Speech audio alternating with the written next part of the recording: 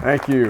And it is getting cold out here, so they did tell me I needed to give a speech, so I prepared one. So I apologize in advance, and I hope it goes well, and I hope, because I got something really important to say. But before I do that, I want to start by thanking the wonderful leaders of this city of Fort Worth, Cowtown, as I like to call it, and what I believe will be the future home of Energy 2.0.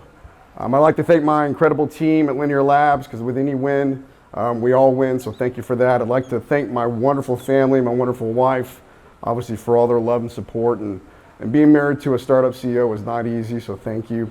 And I'd also like to thank my dad.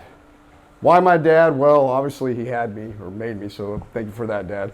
But most importantly, he invented our motor. And I want to tell you a little story about how this happened. What started out as a father-son project to see if we could solve a issue for Africa. We wanted to take old-timey Texas windmills, and see if we could use those to generate clean water and electricity. And the conventional wisdom was, and the physics said, that was not possible. But that led to a discovery by my father that the experts are saying is the biggest discovery in energy in 100 years. Tesla, the Tesla missed this. Edison missed this. Faraday missed this. Two guys in a garage in a suburb of Fort Worth found it. The mission of Linear Labs is to end human suffering around the globe through incredible feats of engineering. And what's interesting is you can trace most human suffering back to one simple thing, and that's energy. At its most basic level, suffering is an energy issue. The United Nations Human Development Index, or the HDI, states the most important requirement for a good life is access to energy.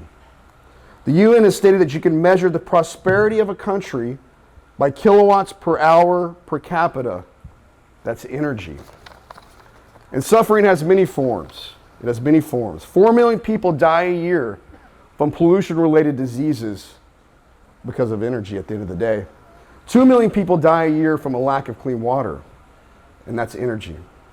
In war, as a West Point graduate, I know all too well, millions die or are displaced as energy is used as a weapon of suffering.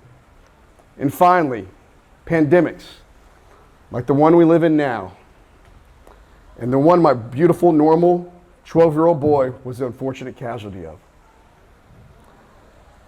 On April 17th of this year, my whole world changed.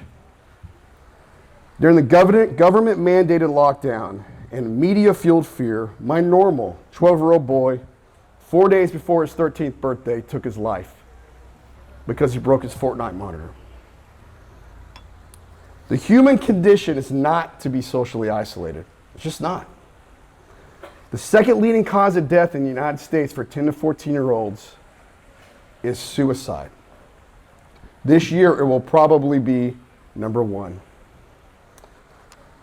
The negative effects of the lockdown are immense. Social isolation, substance abuse, smoking, increased smoking, mental health, suicide, despair, poverty, and hunger. If we're protecting the most vulnerable in our society, we owe it to protect all the most vulnerable in our society. And that's not to dismiss the immense suffering that COVID is causing, and I'm not here to say that. But I ask our politicians, if you're going to do a lockdown again, you owe an explanation to all of us on how you're going to protect everyone else in the suffering that's immense. I'm reminded by a quote by C.S. Lewis, who in 1948 was asked, how do we live in the world of the atomic age? The question was posed by millions of Americans at the time who firmly believed they were about to be blown to bits by an atomic bomb. And he said this, how are you to live in the atomic age? Why, just as you would have lived in the 16th century when the plague visited London every year.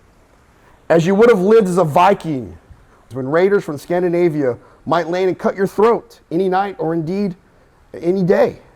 As you are already living in the age of cancer, in the age of disease, in the age of paralysis, of air raids, of railway accidents, and the age of motor accidents. In other words, he said, do not let us begin by exaggerating the novelty of our situation. You and all who you already love are doomed to die at some point. So what do? The first action to be taken is to pull ourselves together. If we're going to be destroyed by an atomic bomb, let that bomb, when it comes, find us doing sensible and human things. Like praying, like working, like teaching, like reading, like listening to music, bathing our children, playing tennis, chatting with our friends over a pint and a game of darts. Not to be huddled together like frightened sheep thinking about bombs. They may break our bodies, but they need not dominate our minds. I believe we are building the next great company here in Fort Worth, I honestly do, the next Siemens, the next Bosch, to solve global energy and to dampen human suffering, I think, across the globe. And my hope and my dream is to make Fort Worth the home of the global home of Energy 2.0. But I have another mission now, and that's to solve youth suicide. And yes, it is solvable. And I will ensure, I give you my word, our leaders, both locally and also nationally, as I speak to Congress in a couple weeks, that they will enact policy that does not create more suffering, but lessens it. And I want everyone here today, I'm 6 months into losing my son, I want everyone here today to know that there is always hope. As my family and I sift through the ashes of despair and tragedy, you can find purpose. And a famous quote from a song I love, joy still comes in the morning. Hope still walks with the hurting. And if you're alive and breathing, please praise the Lord. I love you, Bubba. Thank you.